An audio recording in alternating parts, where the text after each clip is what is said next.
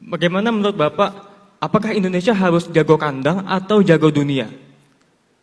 Indonesia harus tuan rumah di negeri sendiri dan jago di dunia. Baik. Siapa diplomat atau Menlu versi Bapak yang jadi role model? Nomor 1, Agus Salim, Bapak diplomat Indonesia. Kedua, boleh berapa kan? Kedua, saya kagum dengan Muhammad Rum. Kemudian yang ketiga, Pak Muhtar Kusumaatmadja yang berhasil mendapatkan UN Clause. Dan yang tidak kalah penting adalah salah satu orang yang sebenarnya berpotensi jadi Sekjen PBB, tapi karena ada beberapa persoalan adalah Bapak Ali Alatas. Itu role model. Oke. Di mana posisi anak muda dalam kebijakan luar negeri di periode Bapak nanti? Menjadi salah satu, seperti saya sampaikan tadi, anak muda harus menjadi bagian dari diplomasi dunia. Apa yang mereka kerjakan melalui digital atau non-digital, negara harus memfasilitasi. 3 negara pertama yang akan Bapak kunjungi apabila Bapak menjadi presiden. That's the first. Oke. Pertama adalah kembali hadir di dalam sidang umum PBB, nomor 1.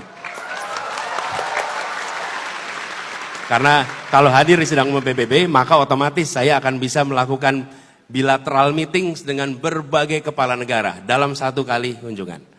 Dan bukan menjadi partisipan penonton, tapi partisipan yang membawa gagasan Indonesia untuk arah ke depan dunia. Yang kedua adalah tetangga-tetangga kita. Tetangga-tetangga kita adalah sahabat terdekat, itu yang harus kita jangkau. Dan yang berikutnya, yang ketiga, saya ingin bisa datang ke tanah Palestina. And the second is, Palestina merdeka dalam berapa tahun? 10, 20, atau 50 tahun kalau menurut Bapak? Ya, gini, berapa tahunnya hanya Tuhan yang tahu. Oke? Tetapi, seperti Indonesia dulu, tahun 28 kita deklarasi Sumpah Pemuda. Kemudian kita berjuang, waktunya panjang, 08 kita Sumpah Budi Utomo dengan Kebangkitan Nasional. Kalau saat itu ditanya kapan Indonesia merdeka, kita belum tahu tanggalnya, waktunya, tahunnya. Tapi satu hal yang pasti, kita sekarang selalu dukung Palestina supaya kita menjadi bagian dari sejarah yang memperjuangkan Palestina merdeka. Baik, selanjutnya, menurut Bapak, apa saja 5 negara strategis bagi Indonesia untuk memperluas kerjasama internasional? Pertama, dari aspek ekonomi, kita memiliki partner strategis.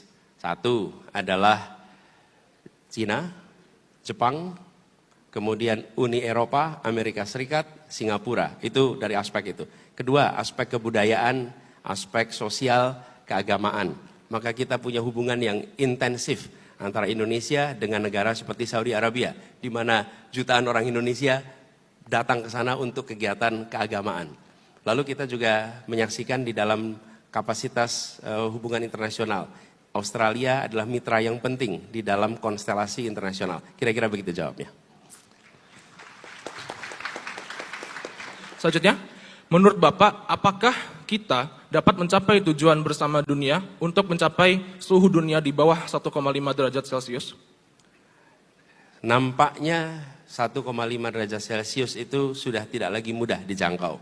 Seperti saya sampaikan tadi, kita nampaknya kondisinya mengarah pada 2,5 sampai 3 derajat Celcius. Tapi menurut kami, semua kesepakatan global tentang lingkungan hidup harus dilaksanakan dan salah satu kunci utamanya adalah kawasan urban. Jadi menurut kami kita punya tanggung jawab untuk menjaga itu karena konsekuensinya ada pada Indonesia dengan negara kepulauan. Cuman angka 1,5 nampaknya tidak sesuai dengan kenyataan hari ini. Which is more important to Indonesia, the G20 or ASEAN?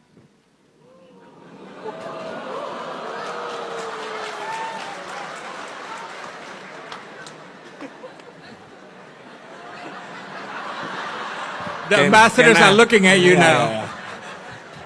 Benedetto. Yeah. Ambassadors and friends, can you take off your headset, Pak? No, just kidding. Just kidding. Ya, I think menurut saya dengan Indonesia sebagai sebuah negara di Asia Tenggara yang bersahabat, kita harus menjaga prioritas pada ASEAN.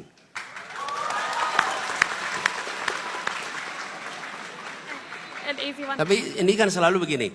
Ini bukan apa mutually eksklusif. Tapi kalau ditanya harus milih ASEAN dulu baru G20. Apa tuh mutually eksklusif itu bahasa Indonesianya apa? Mutually eksklusif. Anybody know? Mutually eksklusif itu gini, kalau ambil yang satu berarti enggak yang satunya. Itu mutually eksklusif. Tapi kalau ini sebetulnya prioritas. Ini juga, ini iya, tapi urutannya berbeda. Gitu kira-kira. Yuk.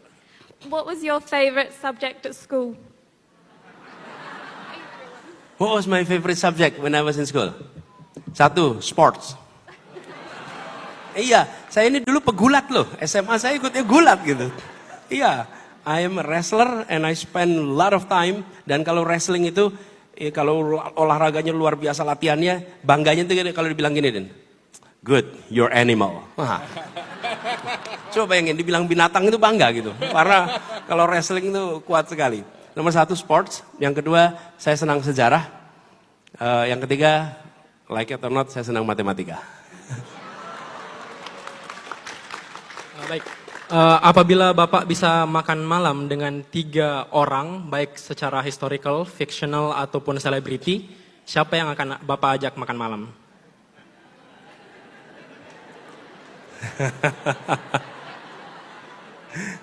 Berapa orang? 3, Pak. 3 orang makan malam. Oke, ini boleh fiksional? Boleh, Pak. Boleh betul-betul imajinasi total? Iya, Pak. Nggak harus hari ini ya? Nggak harus, Pak. Jangan sampai salah gitu kan kita. Ini nomor 1, Nabi Muhammad SAW. Nomor 1. Loh boleh milih kan? Nomor 1 itu. Yang kedua, saya akan ngobrol sama Nelson Mandela.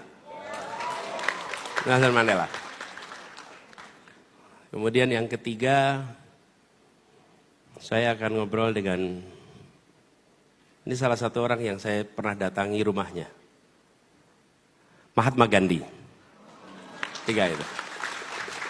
Baik, selanjutnya apabila Bapak bisa menjadi seorang superhero, Bapak ingin menjadi siapa? Apabila Bapak ingin menjadi seorang superhero, Bapak ingin menjadi siapa? Superman, Superhero. Batman, atau Hulk?